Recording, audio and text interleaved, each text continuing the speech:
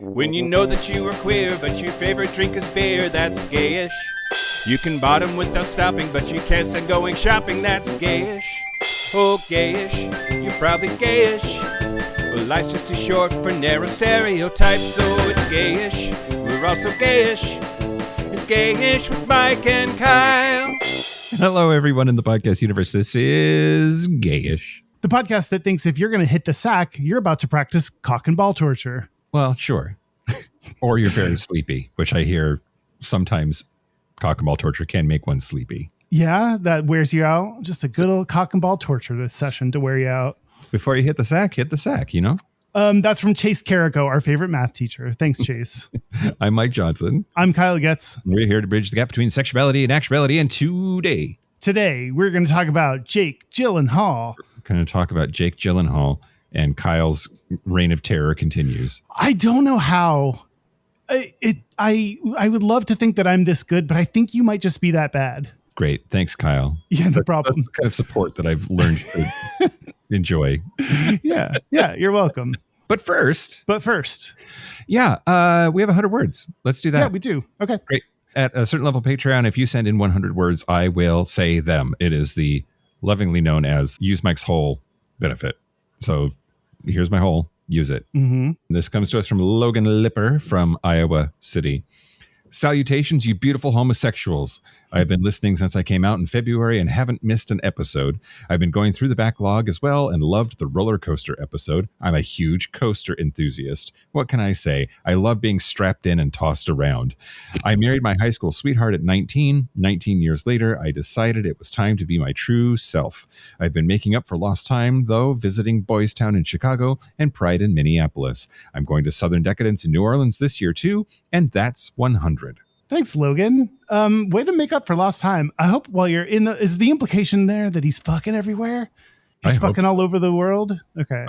Just taking dick left and right, Kyle. Or give and get. A little bit of both. Yeah, Thanks, Logan. Thanks for using my hole. Yeah.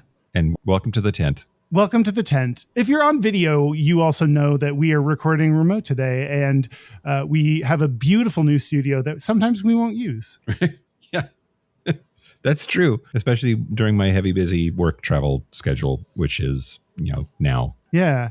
Although today I'm in Seaside, Oregon for a volleyball tournament that my boyfriend is playing in, which combines everything I hate about life at once. But he knows this, and it's fine. Okay. Yeah. I think sometimes people forget that we are two people with full-time jobs. This is not our job. I wish it was, but it does not earn us enough money to make it one person's job. And whose fault is that, Kyle? I'm going to blame Derek for this one. Yeah. Okay. And now the news. Oh, and now the news.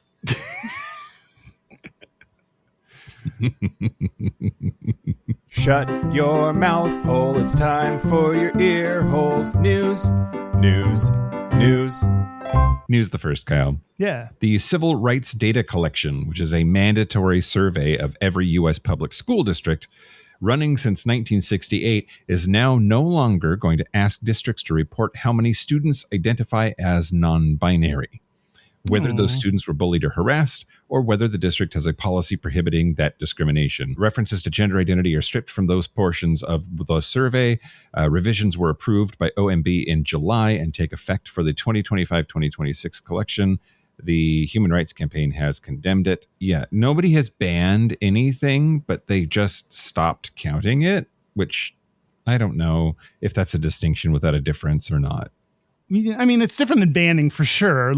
But stopping to count, not counting it anymore means we don't know how many people exist, how many people this is affecting, how many people, what we're talking about, if they're what things affect them. It really sucks for LGBT people when we're not measured and counted distinctly to track this. Yeah. Well, and it's just, saying, hey, we're not forcing you to stop counting, but we're not doing it. Well, whoa. So individual school districts can do their own survey. Is that what you mean? They could. Yeah. Oh, they're not gonna. But then when they fill out their form, when they fill out their report, there just won't be a place for them to put those numbers. And to call that not a ban, I don't know, is giving them too much credit, I think. Oh, How is it a ban? Like, what is a ban but not doing a thing? No, a ban is saying you can't do it. Yeah, you can't fill up that part of the form anymore because it doesn't exist. Okay. I don't know that I agree, but I see what you're saying. All right. News the second. Yeah. Pete Buttigieg is basically running for president. He said he is, quote, more inclined to than not run for president in 2028. I love a president who's like, I'm like 55% sure I'm going to do it. Yeah, exactly. It's not a pregnancy test, Pete. Come on. Yeah, he had already said that he would not run for Michigan's open Senate seat. He would not run for Michigan's governorship. And that is clearing the field for him to run for president again. But he said what changed his math was becoming a father of twins and being the target of a swatting incident. That's changed all of my equations. He will be the first out gay man to run a serious presidential campaign. Since Pete Buttigieg. Okay. and is weighing round 2. And yeah, I don't think we're ready for that, but I'll vote for him. You know, I think that I think there's a chance. I think there's a chance we could vote. I mean, we can't vote in a woman as president, so maybe we're not. I don't know. I mean, we'll see what happens. Maybe there'll be no election at all. Is that can't tell if that's the ideal world or the horrific apocalypse world. Yeah, if somebody would just fucking die already, you know? I'm not saying who, Kyle. I hear we can get in trouble for that. Yeah, get canceled. Yeah. Well, like maybe yanked off the air by the FCC or something. Who knows? Yeah. Okay. News the last? Yeah. The Women's Professional Baseball League played its first games on August the 1st, 2026. The first U.S. Women's Pro Baseball League since the AAGPBL folded in 1954. Damn. 4 teams, New York, Boston, San Francisco, Los Angeles, all played at Robin Roberts Stadium in Springfield, Illinois. The season runs from August 1st to September 6th. Autostraddle counted 20 publicly out LGBTQ players among the 120 drafted, including... Only 20? Wow. I mean, there's my boyfriend's volleyball partner for co-ed doubles here at the tournament is a softball coach. And the first question everyone asks her is, are you sure you're not a lesbian? She's not a lesbian, but she coaches softball. That must get old. Anyway, first overall pick, Kelsey Whitmore and Amanda Giannaloni. The first woman to sign with the league who is married to her wife. Yeah. So some places have been reporting that a third of the league is out, which is an overcount, at least according to the numbers that I could find. But who knows? Maybe the lesbians will recruit more. But yeah, support lady sports, support women's professional baseball, softball. It's professional baseball, women's professional baseball. And I think I need to make sure to whenever I say there's no out athletes in the top sports leagues, I need to clarify that that's men's sports leagues, because there are plenty of out women in female professional sports, WNBA, and yeah, absolutely. Soccer, yeah. Anyway, welcome back, ladies. Yeah, it's been 75 years. We're happy to have you. Right. That's the news. Speaking of people we're happy to have, I want to thank our new Patreon member, Bearded Kissa. Thank you to Bearded Kissa for your support. If you want to get ad-free episodes a day early. Wait. What? Does he kiss them if they have a beard, or does he have a beard and kisses? I was thinking he himself was bearded, but he could be kissing bearded people. Ooh, I like what you did there. Mm-hmm. There's depth there. Maybe he has a beard and only kisses bearded people. Beard phobic. Beard racist. Yeah. Okay. If you want to use Mike's hole, if you want to get your name read out loud on an episode, if you want to get bonus video and bonus content and bonus episodes, if you want to support the show, go to patreon.com/gayish podcast. Do it. All right. Do you want to talk about Jake Gyllenhaal? Do I want to talk about Jake Gyllenhaal? No. I wanted to talk about Alexander Skarsgård or Matt Damon. And you motherfuckers picked Kyle's fucking topic yet again on the fucking poll. And I'm fucking pissed. And I don't even want to do it at all ever again. Period. End of sentence. So I won, and Mike's taking it great. And the poll results were the Gap Bridgers 59% voted on Jake Gyllenhaal, 29% voted on Alexander Skarsgård, and only 12% voted Matt Damon. For the tiebreaker, Alexander Skarsgård won that one with 45%. Jake Gyllenhaal was second with 37%. And again, Matt Damon lost with the 18%. Y'all did not want us to talk about Matt Damon. Apparently we hate him. Now, see, I'm just going to make us talk about him now as punishment for not letting me win a single fucking poll this entire goddamn year, you shitbirds. I was going to have a vodka picked out, but I don't yet. Well, now you can pick out an even better vodka, apparently. Okay. Yeah. But hey, Kyle. Hey, Mike. Put your notes down. I want to see your notes. I want to see that they're not near you. I can't do that. Great. Now spell Gyllenhaal. Gyllenhaal.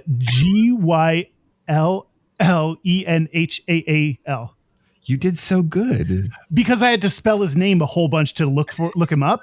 I only know that because of doing this episode, and I will promptly forget the moment we're done recording. How do you feel about Jake Gyllenhaal?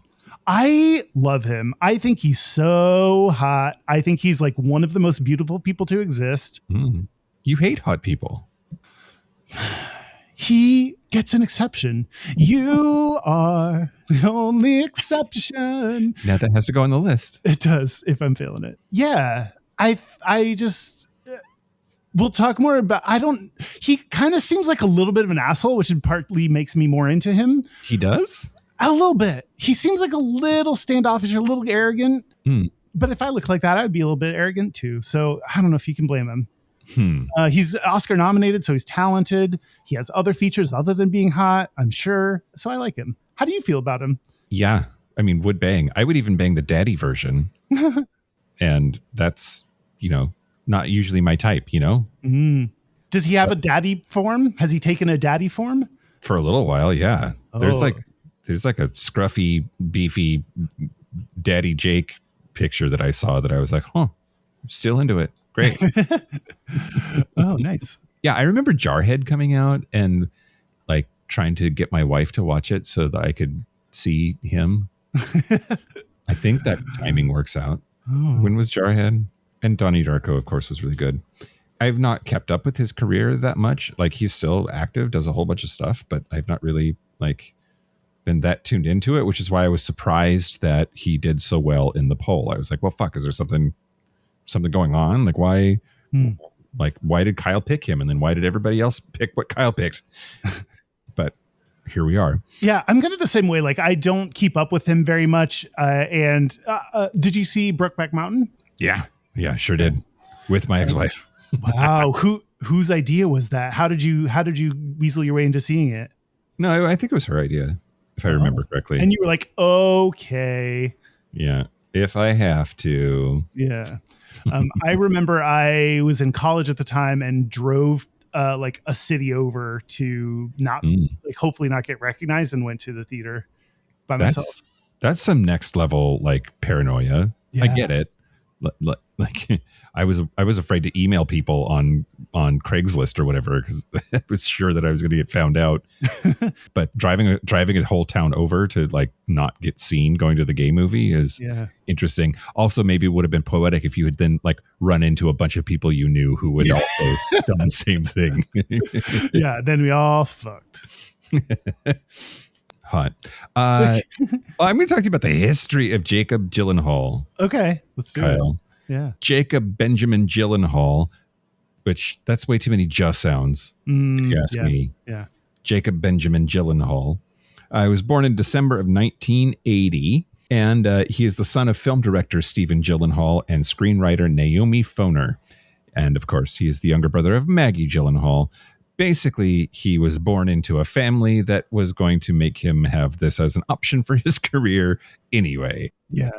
Nepo baby. Made his acting debut in City Slickers as Billy Crystal's son. I did not remember that was him. Did you? I don't know this movie or TV show. You don't remember City Slickers? Mm-mm. White people love that movie. I don't know what to tell you. You're from the South, too. My goodness. Mm-hmm. When did it come out? 1991.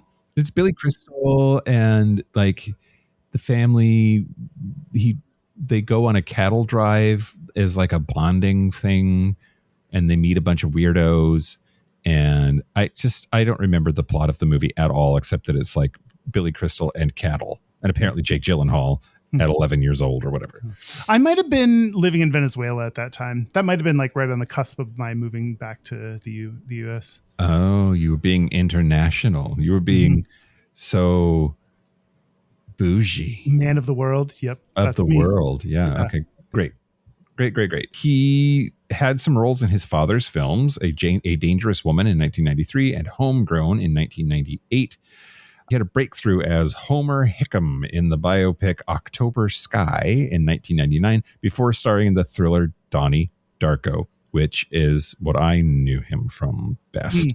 We watched, wait, was it called October Sky? Is that what you said? Yeah. I think we watched that in school at one point to pretend like we were learning something. Texas education. I mean, at least it's if it's a bio, like if it was done well, it's history, sort of. Sure. Yeah. Let's call it history. All of this is leading up to 2005's Brokeback Mountain, Kyle, which we have to talk a whole bunch about, right? Yeah. Can you name another movie that is more quintessentially just like, oh, that's the gay one? Oh, yeah. Like when you talk about the gay movie, like that's the first one you would think of. It's the gay movie, right? It's definitely the gay cowboy movie. A bunch of reviews apparently covered it as the gay cowboy movie. Yeah, I don't know that anything, maybe Rocky Horror Picture Show. Like what else is the gay movie? I mean, Tu Wong Fu or Priscilla, Queen of the Desert, but like, I don't think either of those hold a candle to Brokeback Mountain, like culturally. So I don't know, but I could be wrong. Yeah. I don't know, Kyle. It was a hit. Brokeback Mountain was a hit. It premiered in Venice September 2nd, 2005. And then in the United States as a limited release on December the 9th. It had a full release on February 3rd, 2006. So it's been 20 years now. Let's see. It grossed, had a budget of $14 million, but grossed $178 million worldwide, $83 million domestically, and $95 million internationally. It was the highest grossing Focus Features release at the time. Okay. So the Oscars, we all know what happened there. Yeah. Were you going to talk about the Oscars? No, I wasn't. You love awards shows. I do love award shows and knowing what things have been nominated for stuff. Well, for the 78th Academy Awards, March the 5th, 2006, it was nominated 8 times, but only won 3 of them. It won for Ang Lee as director, McMurdy and Osana as adapted screenplay. The original score, Santa Lala, also won. Then it lost Best Picture, Best Actor, Heath Ledger, Best Supporting Actor, Jake Gyllenhaal, Supporting Actress, Michelle Williams, and Cinematography, Rodrigo Prieto. What's her fuck in that movie? The other female. Anne Hathaway? Lead. Yeah, Anne Hathaway was in that, right? Yeah. I forget she was in that. And she's as an Oscar-nominated actress these days, it's interesting she wasn't nominated for anything. Not nominated, probably because she had her boobs out. Oh. Right? Boobs will get you every time. Isn't that true? What, if you show boob, you're not getting nominated? Yeah. Oh, I thought it was the opposite. If you showed boob, you're being brave and brave. Yeah. No, I don't think so. I could be wrong. Oh. That's just a thing. That's just a rule in my head, Kyle. Doesn't mean it's true. Okay. So do you remember who Heath Ledger lost to that year? No, I absolutely do not. The Oscar for Best Actor that year went to Philip Seymour Hoffman for playing Truman Capote, another faggot. Interesting. So the Best Actor Oscar went to a straight man playing a gay man who beat a straight man playing a gay man. And there was 0 gay actors involved in any of that, right? Yeah, which we're going to talk more about that. Are you going to talk more about straight actors playing gay roles? Yeah.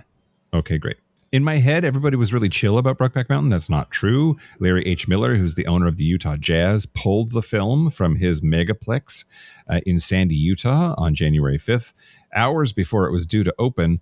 He didn't know what it was about, and a reporter told him what the movie was about, and he immediately said, well, not in my theater, and shut it down. Damn. he said, quote, "Getting away from the traditional families, which I look at as the fundamental building block of our society, is a very dangerous thing." And then They love the Constitution until it is something they don't like. And then like, this is... They also like to say fundamental building block of our society with no proof, no further analysis. They just say that, like whip their dick out like that's true. Dare you? I dare you to say otherwise. It's not. What? Anyway, let's see. Okay. The gay cowboy movie had really one catchphrase, which was "Yeehaw, ride me, motherfucker." Right. Yes, exactly right. And everyone was saying it. Everyone was saying that after the movie. Yeah. Yeah. I wish I knew how to quit you. Oh, right. And Jack said it, which means it's Jake Gyllenhaal's line. Yeah. Anyway, I just think that's the line from that movie. Jake was the one who said it. Yeah. You're going to talk about straight actors playing gay roles, and I think it's important that we say that no openly gay person has won an Oscar. Openly gay man has won an Oscar, and an acting Oscar.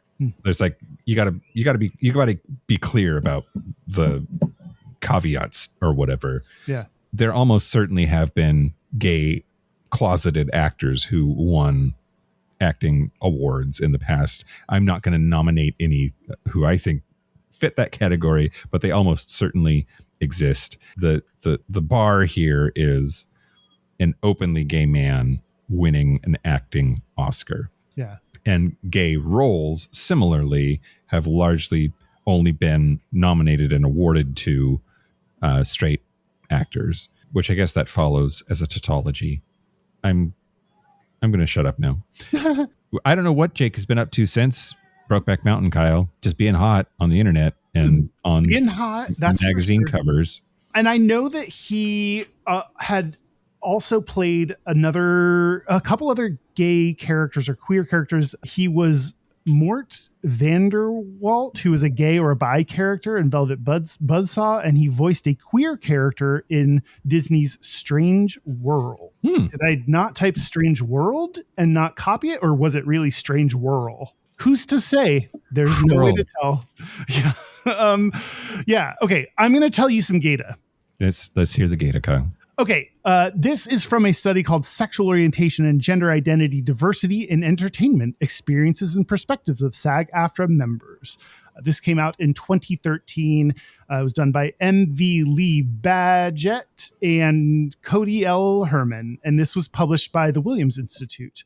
This was a survey that was conducted with SAG-AFTRA members in 2012. SAG-AFTRA is the labor union that represents actors and media professionals. Screen Actors Guild is the SAG, and AFTRA is something less important, but also includes media professionals.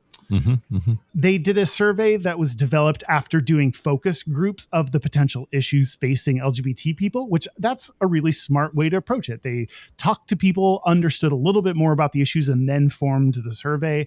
Probably not enough studies do that step in the process because it takes a lot of time. And there are other studies that are like testing for specific things, so don't necessarily need... This is a different kind of study, but the final sample was of over 5,000 respondents, including 465 gay men, 61 lesbians, 301 bisexual men and women, and 7 trans respondents. Oh.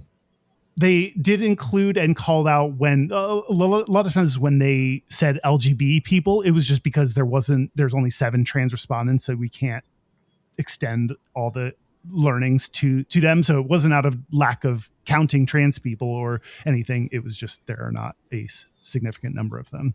Yeah, not a big enough sample size means you can't really make conclusions. Yep. So the group surveyed in general was pretty down with gay people, as I would expect from a group of people in the entertainment industry. 66 to 67% were very comfortable around lesbian and gay men. And that number drops, though, when you look at comfortability around trans people. 58 to 60% were very comfortable around trans women and trans men. They asked people if they thought someone playing a role consistent with their sexual orientation would be better for the role. They didn't ask if they should play it. They just asked about like whether they could do it as well. So I didn't like that answer. So I turned to our Patreon survey question or weekly poll. If you're a $5 and up member, remember every week you get to vote in a poll topic. So the Patreon question was, should straight actors play gay roles? What do you think? Did you look at the results, Mike? Nope, I didn't. What do you think? I want to be surprised, Kyle. Okay, what do you think won? Yes or no? They should play straight roles, gay roles, or they should not play straight roles? I think I'm going to guess that it said that they should. You were correct. They did say that, yes, they should play gay roles.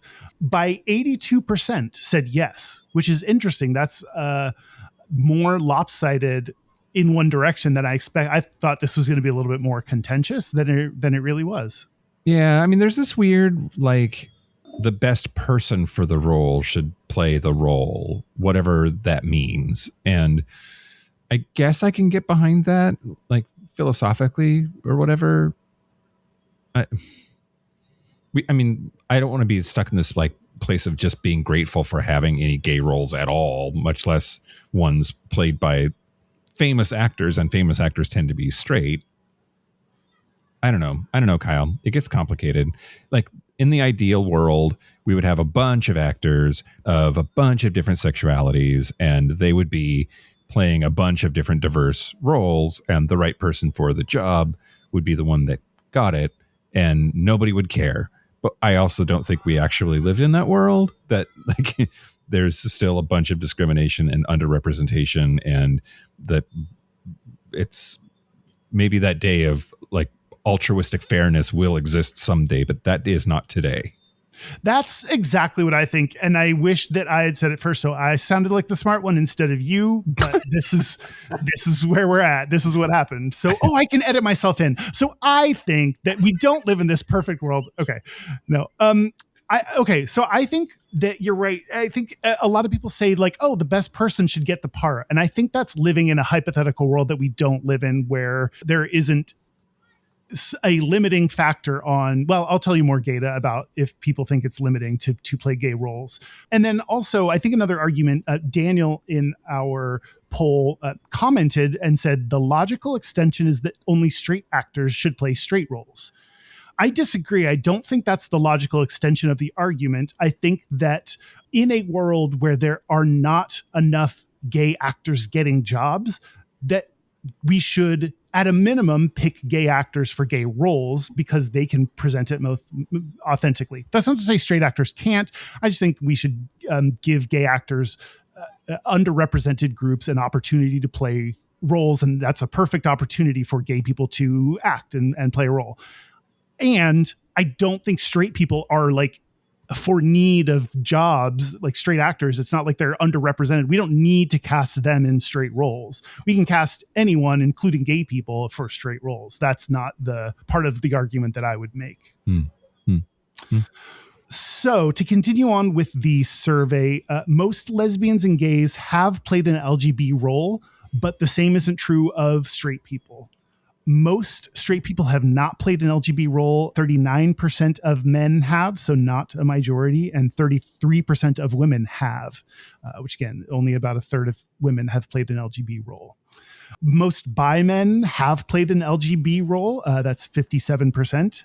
But most bi women have not. That's only 43%. So it's a little bit like just over it's how many percentage points?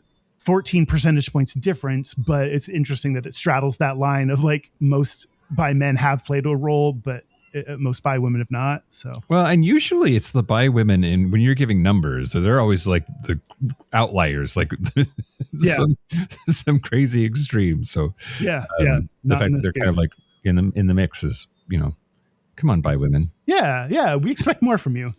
And most gays and lesbians have, in fact, played an LGB role. 67% of men have, and 71% of women have. So we're in the same ballpark for both those numbers. A little over 2/3 for both have played an LGB role. So that, I think the fear is that then LGBT people, by playing these roles, would get typecast as a gay role and wouldn't get to play other roles. So let's talk about those numbers. LGB people were more likely than straight people to say that playing LGB role had an effect on the likelihood they would get cast in a straight role. So 26% of lesbian and gay people and 20% of bi people thought it had an effect on their future casting by playing an LGB role. That's interesting because it's only a quarter of people, but compare that to only 3% of straight actors thought it had an impact on future roles. So it is a much larger percentage of gay people that thought it could impact their future career. And there's also something that comes along with taking an LGB role is the assumption that you are yourself gay. On the Patreon bonus segment, I'm going to talk about whether Jake Gyllenhaal came out as gay, like some of the articles said. But there is the assumption 40% strongly disagreed overall, 40% strongly disagreed that actors playing LGB roles would be considered LGB themselves by others in the entertainment industry. So I was like excited about that number and that survey question until they mentioned by others in the entertainment industry. I think others in the entertainment industry is not a good judge. I don't care about what others in the entertainment industry think. I care about what the general public thinks. So I think that people in the entertainment industry are going to be more likely to be better equipped to not judge people based on the roles they take because they themselves take roles that are not them. Yeah, so totally. It's interesting. Even when you use that 40% strongly disagreed that actors playing LGBT roles would consider LGBT themselves, and 35% agreed that performers playing LGBT roles would be thought of as LGBT by the entertainment industry. So if a third of people in the entertainment industry think you're gay because you played gay, then it's got to be way more for the general public. People think you're gay than for sure for playing gay. Most gays and lesbians have played an LGBT role. More likely than straight people to have. There is some kind of negative impact or more likely to be a negative impact on your future career and perceptions of you by playing an LGBT role. And we have this ideal situation where we were discussing, like, in an ideal world, the best person for the part would get the role. Well, I don't think that's the case because 53% of LGBT respondents thought that directors and producers were biased against LGBT performers. That number drops down to 34% of non-LGBT respondents said they were biased against LGBT performers. So there's, whose number is right? Who knows? A third to half of people believe that it's true. I mean, I tend to side more with the LGBT people, the ones that are experiencing this, but anywhere from a third to 50% of people believe that there is discrimination in directors and producers. Yeah. I mean, directors and producers are all rich white dudes. Of course, they're more conservative than other pockets of the industry. Yeah, they're more conservative. They're probably less likely, and like not just politically, but probably less likely to take risks on like financial risks. Yeah. So it's interesting that I think all of these facts come together to say that we don't live in the ideal world that people think of, and gay people don't always get opportunities. When they do, they tend to be, a lot of them play gay parts, and they don't. That can limit them their future success. Yeah. Kyle, I say. Well, I want to talk to you about this Toothy Tile thing. Okay. Yeah. What's that? Well, okay. So Jake Gyllenhaal has said that he is straight. And I know you're going to talk about whether he came out of the closet or not in your Patreon segment. And this segment isn't about whether he's straight or gay, actually. It's about the 20 years that mostly gay men spent speculating and being certain that Jake Gyllenhaal was gay and maybe taking it too far. We're going to talk about whether they took it too far or not. Ooh, okay. So a blind item is gossip about an unnamed person with enough details so that the audience can guess. That's a very common thing that tabloids do. And before about 2010, give or take, there's a gossip column could not print so-and-so is gay without getting sued. Like, it happened a few times. And so this blind item gossip about the sexuality of especially men in the industry really was pretty pronounced. And it wasn't about like being cute. It was to avoid the risk of getting sued. Mhm. So Ted Casablanca, in his column "The Awful Truth" at E! Online, gay, introduced a recurring character called Toothy Tile as a blind item in March 2005. Now, the character, for about 2 years in this column, was put forward.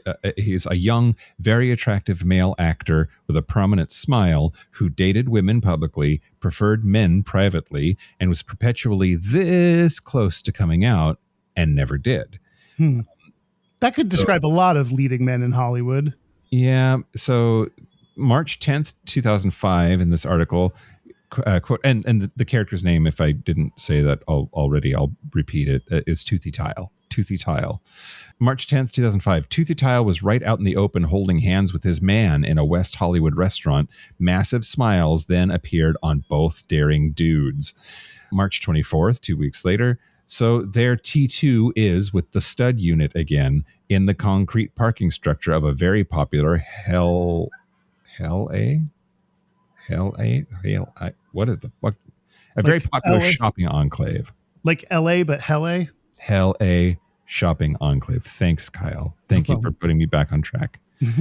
So Brokeback Mountain premiered at that same period of time in March of 2005. And so this rumor and that movie were the same year. And whatever else Toothy Tile was, he was the exact, he was invented in the exact window that Jake Gyllenhaal was being kissed by Heath Ledger on screen.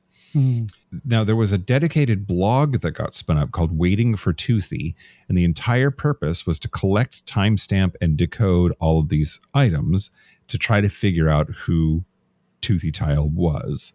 Wow. That's a level of sleuthing that, like, gay men are known for caring about pop culture, and I am not that invested in it. I know I seem like the type with my Britney Spears interest, but like, that's so much. Get a hobby. Like, I don't know. Well, yeah. So readers wrote in with all kinds of theories. Ted Casablanca, who had started the character Toothy Tile, fed cryptic hints back to the community, kept the thread alive for years. Thousands of people participated, but there was a whole community of mostly gay men who voluntarily were doing surveillance. It was like a dossier, a surveillance file on a private citizen for fun for years. There This was gets an archive. creepy. It had comments section, right? This Like, gets creepy. This gets into creepy territory. yeah. The Toothy Tile, the Waiting for Toothy community also decided that they knew who Jake Gyllenhaal's supposed boyfriend was, another working actor who was a real friend of his in real life. He never volunteered for any of this. And Wait, so they decided that Jake Gyllenhaal was Toothy Tile? they decided that Jake Gyllenhaal was Toothy Tile and named who his boyfriend was. Now, early on, Jake Gyllenhaal was asked about this. He said, quote, "I'm open to whatever people want to call me. I've never really been attracted to men sexually, but I don't think I would be afraid of it if it happened." He was asked about it on Inside the Actors Studio. He called the speculation a huge compliment and reiterated that he's straight. And then in 2021, talking about Brokeback Mountain, he said, quote, "Part of the medicine of storytelling is that we were two straight guys playing these parts. There was a stigma about playing a part like that. It was very important to both of us to break that stigma." But I also think that, like, I agree with you that it's creepy, that the whole thing is creepy, but it also is like a hope thing happening. There's like a, God, wouldn't it be awesome if we were represented? And as like in 2005, we had nothing. We had nobody. Yeah. And so this, like, I think it could have come from a sort of good place of like hoping for representation, right? Okay. I mean, like, even the best intentions, like, I don't know that to like track people and details down to that level, like, feels just very invasive and like borderline obsessive. Yeah. Also, I just want to see his dick, you know? You know, some things we don't get in this lifetime, and that's okay. What do you got? You got other quotes. I said some quotes, but you said you have more. Yeah, more quotes I will for try me? not to repeat. So, in something that we haven't mentioned, this is not a quote, but yeah, in 2007 and 2008, Jake Gyllenhaal came in first in the Hot 100 Gay Icons in a survey of 100,000 people for AfterElton.com. Fuck yeah! Take your shirt off. I don't think I looked it up and I could not find a place where he publicly commented on this. Maybe because it's like such a specific of a website. He doesn't, I don't know. Mhm. But yeah, so I originally was coming up with is he a gay icon like I usually do with gay people? And there just wasn't enough to even, this was the only pointing evidence that said he might be a gay icon. Do you think of him as a gay icon?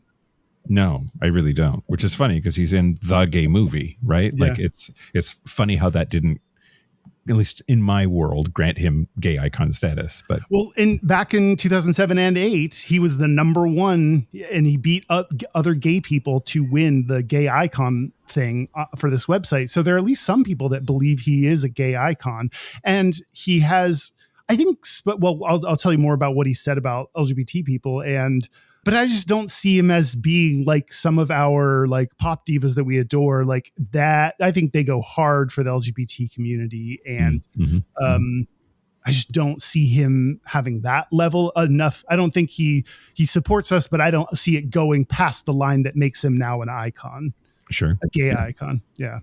In 2015, in an article on The Advocate celebrating the 10-year anniversary of Brokeback Mountain, he said, quote, "When the Supreme Court issued a ruling just a little while ago, I felt like we had been a little part and parcel of that movement. I was proud, to me, that was a really pretty incredible moment. We had to wait a little while for it." So he thinks that Brokeback Mountain he said a small, but some kind of small role in the movement of pushing LGBT rights forward. Do you think that's true? Do I think that's true? I think I do remember at the time that there was a real feeling that gays being sexy with each other was being normalized. Like, I don't think straight people had that as part of the culture in any real sense before this. This was marketed and pushed and discussed as a love story, which I think is sort of problematic because they like were sneaking around on their wives or whatever. Yeah. But I think that the like, is this okay? Are they okay? Can we accept this? And from two really already famous straight actors made conversations happen that weren't otherwise happening, and therefore we're moving the needle in some small way. So yeah, I agree. Yeah, I think he also broke some barriers because, like, I was reading about Brokeback Mountain, and a lot of famous actors wouldn't take this part. Like, I think they offered it to a bunch of people first, and everyone said no. And especially, I think, not only because it's a gay love story, but because there's a sex scene in it that, okay, do you want to be the dude? And like in our culture, there's still like bottom shaming, like, to be the bottom in like the film is a much harder, I think, proposition than being the other, like the top, that portrayal of like, do you want to get railed in a movie? Is that okay with you? I think that's a tougher road to hoe for a famous actor. So I do think that by playing a gay role and making that okay, or, at least take a foot in the right direction, I think he broke some barriers there. Yep. In a 2019 interview with Today, he said, quote, "I see people who have joked with me or criticized me about lines I say in the movie." Which one do you think we're talking about? And that's the thing I loved about Heath. He would never joke. Someone wanted to make a joke about the story or whatever. He was like, no, this is about love. Like, that's it, man. Like, no. So that seems very supportive of Heath Ledger to like not turn this. It could be very easy to do this, be embarrassed by it, and turn it into a punchline to try to fit back in with the straights and be like, nope. But to like stand by your decision to play this role and not make it into a joke, I think is very commendable. Yeah, absolutely. Do you think, you mentioned this before, do you think this is a love story, like a quintessential love story? No. Why not? Well, because I think Okay, hold on. How about love story? Yes. Romance? No. I'm not sure. Mm. Like, what I wanted from that movie was what I think it took us all the way to Heartstopper to actually get, which Mhm. was just a feel good story where the two dudes are in love with each other and get to just be love and do the happy fun parts. And it's not about them coming out, and it's not about the trauma and tragedy along the way. That it's just a love story. And the movie is not that. Look, Brokeback Mountain is not that, right? Like they're on the DL and they've got to, like, they're struggling with their sexuality and what it means and how to navigate in the world, having this like secret life. And what? Doesn't Jack die at the end? Doesn't he get killed? I don't know. Yeah, he does. Yes. I don't know. He does, right? Oh my God, Kyle. I thought he died at the end. I thought he got murdered. Did he get murdered? We got to stop everything. Oh, in Brokeback Mountain, whether Jack Twist gets murdered is deliberately left ambiguous. His wife tells Enos he died in an accident when a truck tire exploded and a metal rim hit him in the face. However, Enos visualizes Jack being brutally beaten to death by a homophobic mob. Okay. So he does die, and whether it's a hate crime or not is up to your interpretation. But still, it's not even if it's an accident, this is a tragedy. So yeah. Which, I mean, some love stories are, so that's fine. Yeah. Let's see. This is one of the quotes that you said, but I like the first part. So I'm going to read parts of it and a little bit more. In 2021, in an interview with the Sunday Times, he was asked if people now, meaning in 2021, would have a different reaction to two men taking on gay roles in Brokeback Mountain than they did back in 2005 when he took the part.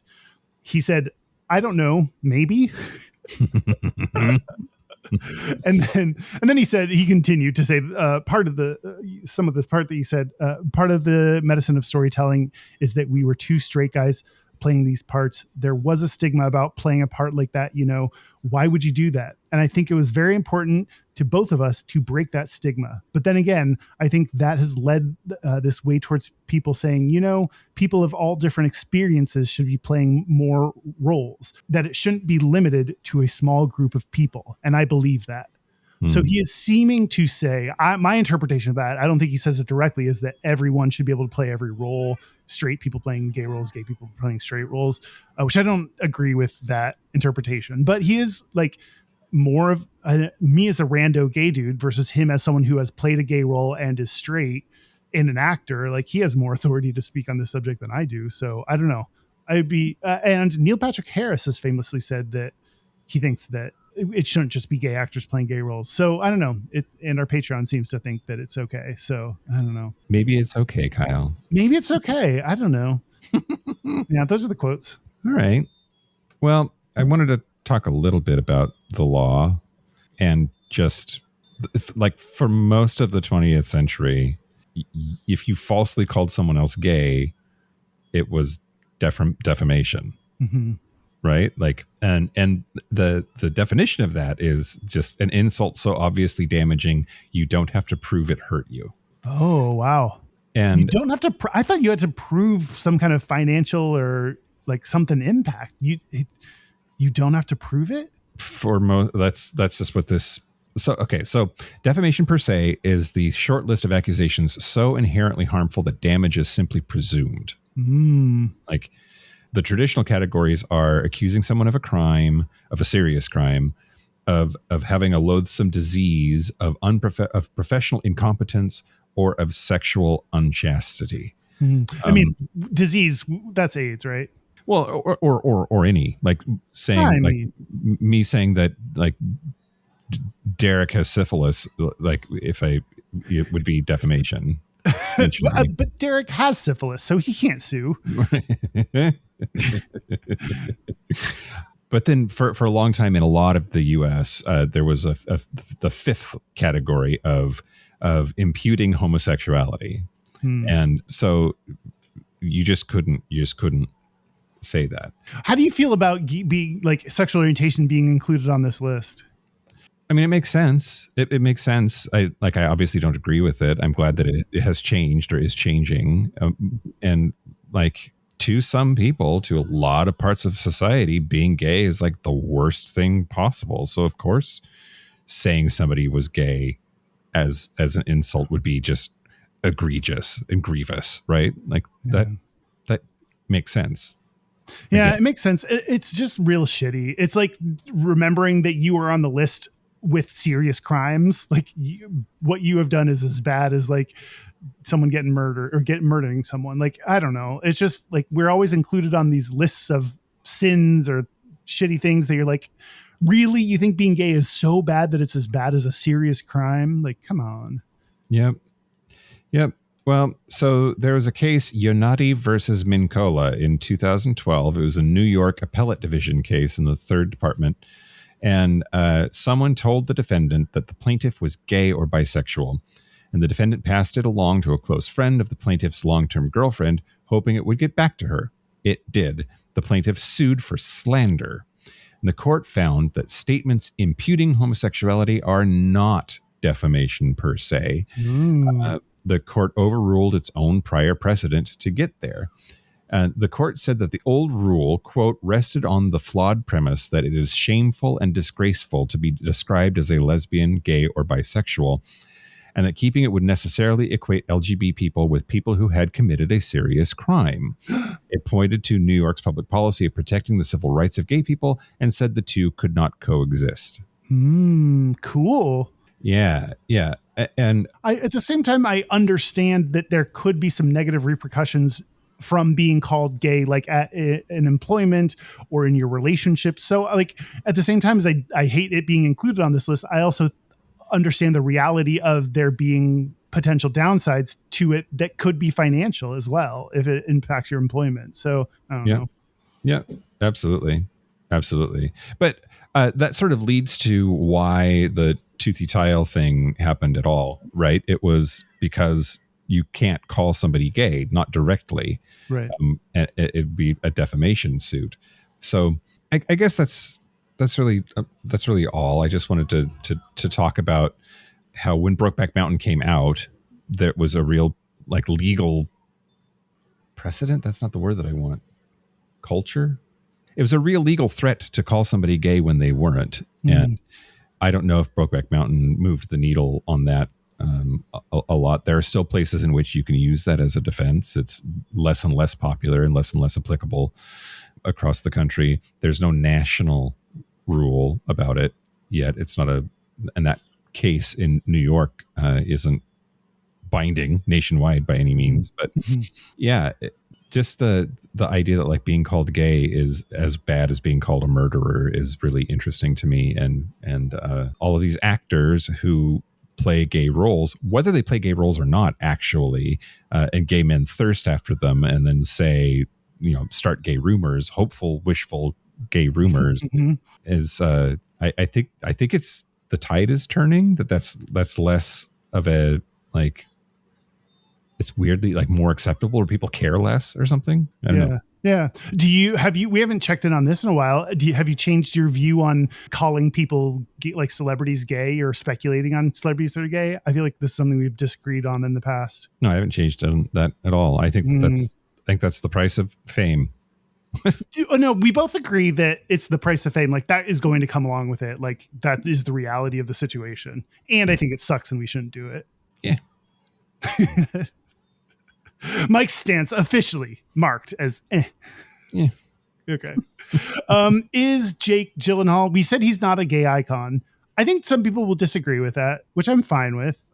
I just don't know that he's done. I don't know. But do you get to do one big thing and that counts as being a gay icon forever? Like, well, I mean, he's played other queer roles. They just none of them were as important. Yeah. Or didn't end up being important. And I don't know when they were making Brokeback Mountain if they knew that it was going to turn into what it turned into or not. They just were doing the work, probably, So, yeah, I don't know. Maybe you can do like one big thing and that qualifies you forever and always. As long as you don't like destroy that legacy by becoming transphobic turf bitch. Yeah.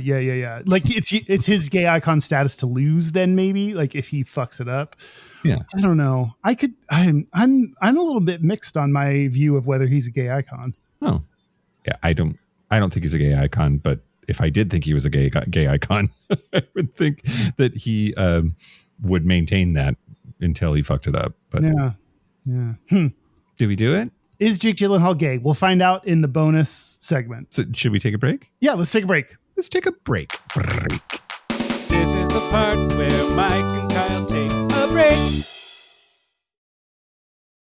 Are we back? We're back. We're back. We're going to do our Gayest Straightest. We're going to do our Gayest Straightest. But first, hey, you listening to my voice right now. Yeah, listen up. Yeah. Now listen to Kyle. Okay. If you want to come on the cruise, it's going to be next year. It's coming up real quick. It's months away now, not years away. Go to gayishpodcast.com/cruise. You should also buy our book. And I feel like there was something else we were going to promote. Are we going to take books on the cruise? You could come on the cruise and then come on my face and then buy a book on the cruise. Oh my God, a threefer. It's a hat trick. Hey, Try to rack up the Gayish cruise hat trick. I feel like there was something else we were supposed to promote, but I forget what it is. Yeah. Derek, are we failing? Book cruise TikTok. Ooh, yeah, we're on TikTok now at Gayish Pod, so go check us out there. We have now thousands of followers instead of like the 0 that we had when we started at episode 500. So it's starting to form a little following. At this rate, we're taking over the world. Yeah, one TikTok at a time. Our website is gayishpodcast.com. We're on social media at Gayish Podcast, or you can find links to our Facebook group or our Discord server or other social media or ways to get involved by going to gayishpodcast.com/contact. Our hotline, you can send us text messages or leave us voicemails, is 5855-GAYISH. That's 585-542-9474. Standard rates apply. Our email is gayishpodcast@gmail.com. Our physical mailing address is Post Office Box 19882, Seattle, Washington, 98109. Goodness, Kyle. Let's do our Gayest Straightest. Okay, let's do our Gayest Straightest. Okay, I'll go. Okay. My straightest is I went to a coworker's wedding this past weekend, and during the wedding ceremony, I sat next to like in a row of coworkers, but I was sitting next to a +1, which is a dude. I don't know if he's straight, but a dude I didn't really know that well. And like the women were there talking to each other, and us dudes were like sitting there quietly, like just waiting. And that felt very like heteronormative, stereotypical kind of gender setup right there. My gayest is it finally happened. I was getting fucked by someone and he said, "Say my name." And I just say, "What's your name?" Oh, Kyle. Did he like that? Did he not like that? Oh, no, he told me and then I said his name. So I don't know. He got what he needed at the end of it. I hope I said it right and said it good. Great. Yeah. Great. Well, and also say my name. Don't they really want yelling or moaning? No, I think that was not sufficient. He wanted to hear his name. Oh, okay. All right. Yeah. All right. What about you? What about me? So the straightest thing about me this week is the number of rather similar situations I've gotten into walking around this volleyball tournament of like just there's a group of bros just standing around not talking to each other. And so I just end up like standing there. It feels very straight. Yeah. And then the gayest thing about me this week though is there are a lot of hot shirtless faggots running around this volleyball tournament, and using my dog to lure them in has been so much fun. Smart. She is such a magnet for hot shirtless bros, and it is fantastic. That's ideal. I did not think of this benefit that Zucchini offered. Yep. And the same conversation over and over again, but I'm willing to have it because he's not wearing a shirt. Is it, how much does she weigh? How much does she weigh? She's so tall. She's still a puppy, isn't she? What's his name? Like they think that she's a boy because she's big. Yeah. Yep. Anyway, we have a listener's Gayest and Straightest, no? Yes, we do have a listener's Gayest and Straightest. This is from Andrew. Hi, Mike and Kyle. This is Andrew. I'm a chef in Chicago. First time, long time. And I had to call with my Gayest and Straightest because I bought a chainsaw and I was out trimming trees in the yard and dissolving spider webs, and then realized I was doing it in my sluttiest tank top that says, "Good boys call me sir," while listening to your podcast. Pretty gay, pretty straight. Thank you so much. Love you guys. Andrew, I love me some power tools. You know, that's a go-to that will last for all time, I think. And I love a twofer. So like doing a gay thing while you're doing a straight thing, combining them all into one. I love that you were in your slutty tank top. Good for you. Yeah, and good for us. Good boy for listening. Good for us. Yeah, we need to picture that. That sounds hot. And thanks to Jake Gyllenhaal. Yeah, Jake Gyllenhaal. Yeah, and thank you to our super gappers. Thank you to Mikey, Matt H, Jesse, Adam Y, Locomotive, Simon Srirachi, Kaylee Adams, Kit Oliver, Kobe Gordon, Squaggle, William Bryant, John Crowley, Stephen Porch, Yost Osel, Jonathan Montañez, Forrest Nail, Steve Douglas, Explosive Lasagna, Michael Covington, Thomas B, Dusty Sands, A. Coleman, Chris Cacciatorians, and Jerome York. Thank you for your support. Thank you for your money. That's it. This has been Gayish from the Chris Cacciatorian Studios. I'm Mike Johnson. I'm Kyle Getz. Until next week, be butch, be fabulous, be you. See ya. See you next week.